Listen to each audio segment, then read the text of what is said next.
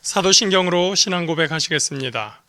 전능하사 천지를 만드신 하나님 아버지를 내가 믿사오며 그 외아들 우리 주 예수 그리스도를 믿사오니 이는 성령으로 잉태하사 동정녀 마리아에게 나시고 본디오 빌라도에게 고난을 받으사 십자가에 못 박혀 죽으시고 장사한 지 사흘 만에 죽은 자 가운데서 다시 살아나시며 하늘에 오르사 전능하신 하나님 우편에 앉아 계시다가 저리로서 산자와 죽은 자를 심판하러 오시리라. 성령을 믿사오며 거룩한 공회와 성도가 서로 교통하는 것과 죄를 사하여 주시는 것과 몸이 다시 사는 것과 영원히 사는 것을 믿사옵나이다.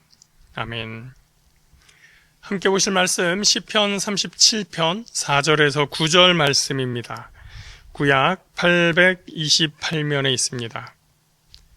구약 성경 828페이지 시편 37편 4절부터 9절 말씀입니다. 시편 37편 4절부터 9절입니다. 또 야훼를 기뻐하라. 그가 내 마음의 소원을 내게 이루어 주시리로다. 내 길을 야훼에게 맡기라. 그를 의지하면 그가 이루시고 내 의를 빛같이 나타내시며 내 공의를 정오의 빛같이 하시리로다. 야훼 앞에 잠잠하고 참고 기다리라. 자기 일이 형통하며 악한 꾀를 이루는 자 때문에 불평하지 말지어다. 분을 그치고 노를 버리며 불평하지 말라. 오히려 악을 만들 뿐이라. 진실로 악을 행하는 자들은 끊어질 것이나 야훼를 소망하는 자들은 땅을 차지하리로다. 아멘. 자, 시편으로 말씀을 나누면서 오늘의 시편이 어떤 장르의 시편인지를 말씀드리고 있습니다. 왜냐하면 제가 성경을 잘 모를 때 시편에 대해서 가지고 있었던 인상이 시편은 하나님을 찬양하는 시들로 된 성경책이야 라고 생각을 하고 있었습니다.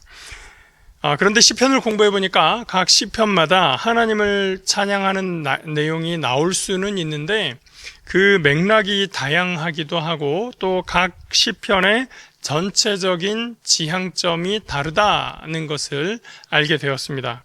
그것을 신학자들이 장르로 정리한 것이 제가 계속 말씀드리는 탄원시니, 찬양시니, 감사시, 제왕시 이런 것들입니다. 그래서 얼핏 생각하기에 제가 과거에 가지고 있던 생각이었는데요. 시편에서 가장 많은 시는 이 중에서 어떤 시일까라고 생각을 해보면 찬양시가 아니겠나라고 추측할 수가 있는데요. 실제로 보니까 시편에서 가장 많은 장르의 시는 탄원시라고 되어 있습니다. 그리고 의외로 우리가 좋아하는 시편의 많은 부분들이 시에 좋아하는 구절들이 있죠. 그 많은 시편들이 지혜시 혹은 교훈시라고 부르는 그러한 장르에 포함되는 경우도 많다는 것을 우리가 알 수 있습니다. 즉 시편의 각각의 성격이 이렇게 다르다라고 하는 것은 우리 인생과 신앙의 다양한 맥락 속에서 하나님을 찬양하는 내용뿐만 아니라 하나님께 우리의 문제, 우리의 현실을 호소하는 기도도 굉장히 많이 담겨 있고 또 인생의 많은 지침을 교훈하면서 하나님의 백성으로서의 삶이 어떠한 것인가를 돌아보게 하고 믿음의 삶을 풍성하게 하는 노래다 이렇게 우리가 말할 수가 있는 것입니다. 그래서 그런 의미에서 오늘 읽은 시편 37편의 장르를 보면 시편 37편은 또 지혜시로 분류되는 시입니다. 우리가 34편을 할 때도 지혜시였었는데요. 37편도 지혜시에 해당이 됩니다. 이 37편을 특별히 또 오늘 선택한 것은 4절부터 6절까지 제가 성경을 읽으면서 시편을 읽으면서 아주 어릴 때부터 굉장히 감명 깊게 읽었었던 그런 구절이기 때문입니다. 우선 전체적으로 시편 37편은 악인의 형통에 대한 신앙인의 고민을 다루고 있습니다. 그래서 시편 전체를 고려하지 않고 제가 좋아한다는 그 4절에서 6절만 보면 그 4절과 6절에서 주는 그 느낌이 우리 전체의 시편 37편 전체를 볼 때하고 매우 다르다는 것을 알게 됩니다.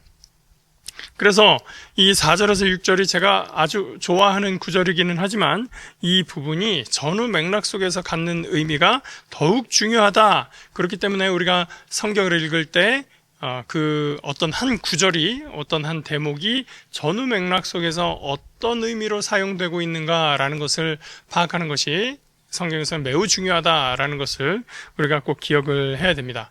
그래서 시편 37편 전체를 한번 간단히 요약을 해보면은요, 1절에서 11절까지는 악인의 형통에 대해서 나오게 되는 불평을 이야기합니다. 악인의 형통에 대해서 악인의 반대편에 있는 사람, 의인이라고 불러도 될 것 같아요. 의인의 입장에서 그것을 불평하는 문제에 대해서 11절까지 다루고 있습니다. 그리고 12절에서 20절을 보면 그 악인이 자기 혼자 형통하는 것이 아니라 의인을 공격할 때가 있습니다. 심지어 의인으로 말미암아 자신의 형통함을 더욱더 키워나가기도 하지요. 의인을 공격하고 그것을 빼앗아서 자신의 부를 넓히는 그런 경우도 있어요. 그러나 그 의인을 결국은 하나님께서 보호하신다라는 것이 20절까지 기록되고 있습니다.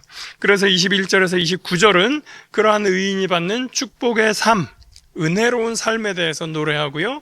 30절에서 마지막까지는 의인의 미래와 악인의 미래에 대해서 전망하고 있습니다.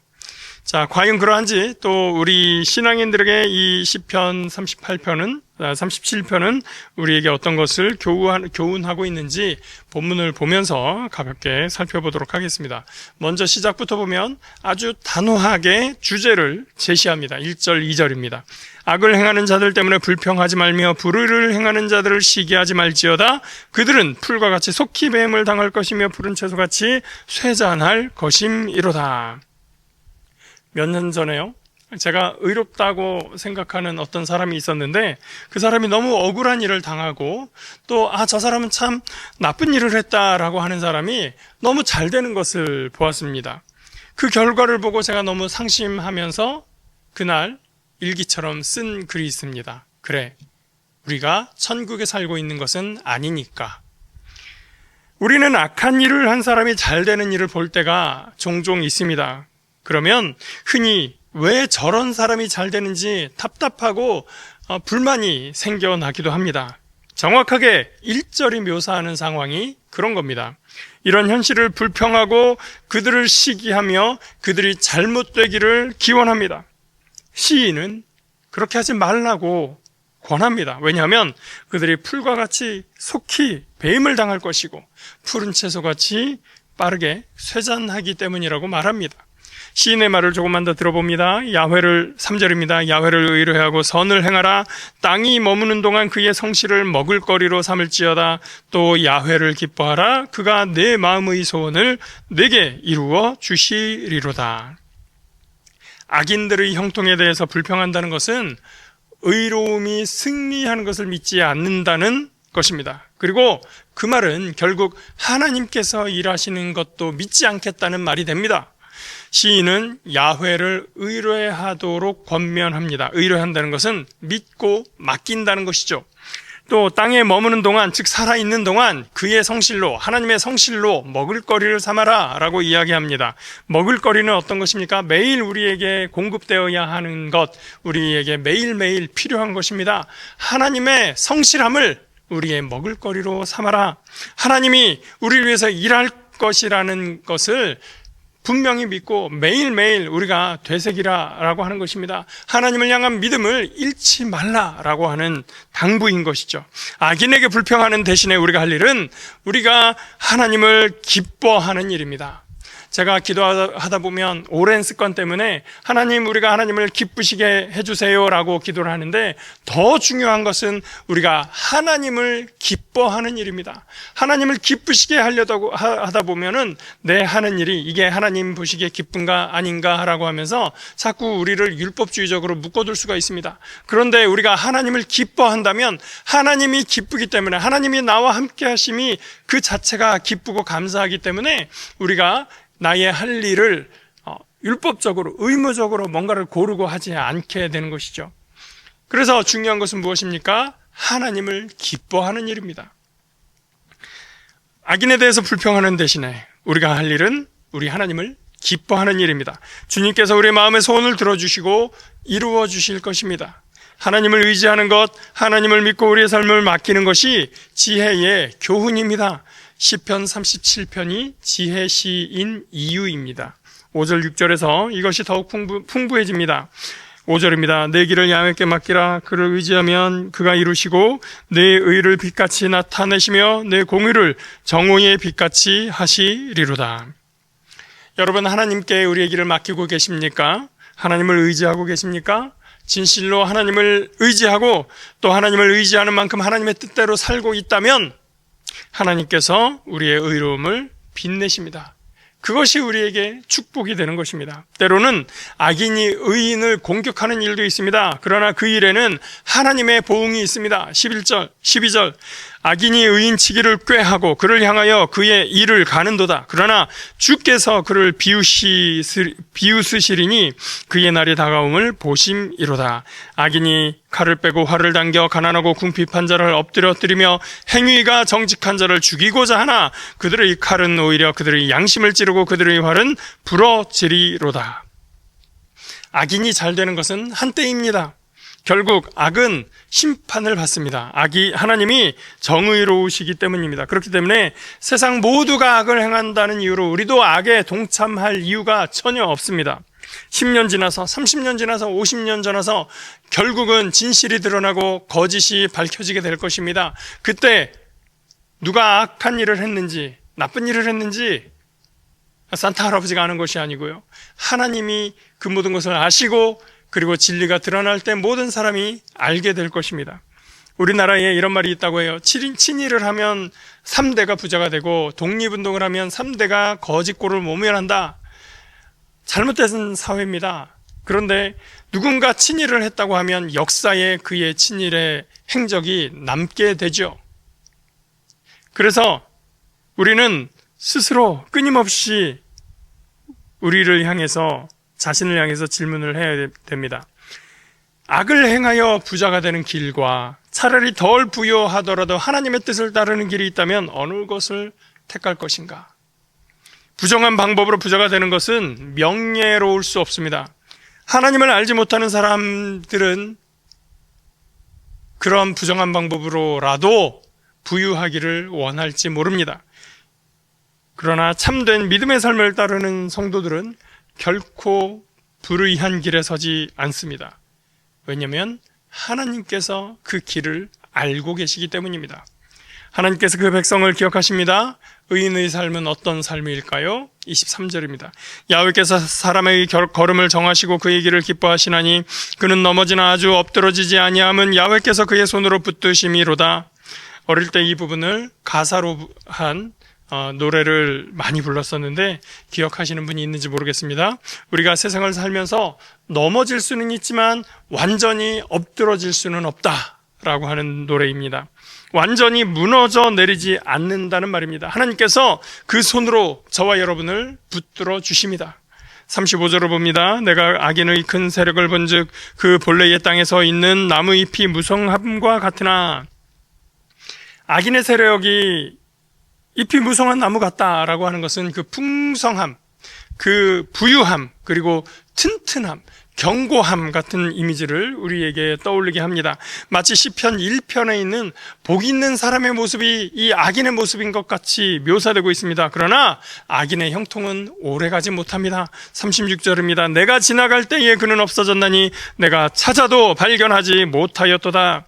나뭇잎이 무성하여 풍성하고 튼튼한 줄 알았던 그 나무가 지나가다 보니 흔적도 없이 사라져 버렸습니다. 그 나무가 밑둥도 남기지 않고 사라졌다고 생각을 해보세요. 얼마나 황망하겠습니까? 하나님의 심판이 임할 때의 모습입니다. 시편 1편에서처럼 악인과 의인의 삶이 대조되고 있습니다. 37절입니다. 온전한 사람을 살피고 정직한 자를 볼지어다. 모든 화평한 자의 미래는 평안이로다. 범죄자들은 함께 멸망하리니 악인의 미래는 끊어질 것이나 의인들의 구원은 야훼로부터 오나니 그는 환난 때에 그들의 요새이시로다. 야훼께서 그들을 도와 건지시되 악인들에게서 건져 구하심은 그를 의지한 까닭이로다. 악인의 미래는 끊어집니다. 그러나 하나님은 의인들을 구원하십니다. 하나님께서 우리의 걸음을 정하시고 우리의 가는 길을 기뻐하심을 믿음으로 고백할 수 있기를 바랍니다. 하나님을 의지하고 우리 삶을 주께 맡기며 주의 뜻을 따라 살아가는 저 여러분에게 하나님의 도우심이 임합니다. 이것을 믿고 하나님의 성실하심을 우리 매일의 식량으로 삼고 지혜로운 믿음의 백성으로 살아가시기를 주의 이름으로 축복합니다. 기도합니다. 사랑과 은혜의 하나님 감사합니다. 하나님, 주님께서 우리의 걸음을 정하시고 하나님께서 우리의 길을 기뻐하심을 믿습니다. 그래서 하나님, 우리가는 때로 넘어지나 아주 엎드러지지 아니함은 하나님께서 그 손으로 우리를 붙드시는 줄 믿습니다. 하나님, 그러니 우리가 우리의 삶에서 참으로 하나님을 의지하며 하나님께 우리의 길을 맡기고, 그래서 주님께서 우리의 의를 빛같이 나타내시며 공의를 정오의 빛같이 하시는 그 은혜를 받아 누릴 수 있도록 복 주시옵소서. 참된 하나님의 뜻 가운데에서 우리 모두가 빛나는 보석같이 놀라운 영광 속에 살아가는 주의 백성들 될 수 있도록 인도하여 주시옵소서. 감사하옵고 예수 그리스도의 이름으로 기도합니다. 아멘. 하늘에 계신 우리 아버지여, 이름이 거룩히 여김을 받으시오며 나라가 임하시오며 뜻이 하늘에서 이루어진 것 같이 땅에서도 이루어지이다. 오늘 우리에게 일용할 양식을 주시옵고 우리가 우리에게 죄 지은 자를 사하여 준 것 같이 우리 죄를 사하여 주시옵고 우리를 시험에 들게 하지 마시옵고 다만 악에서 구하시옵소서. 나라와 권세와 영광이 아버지께 영원히 있사옵나이다. 아멘.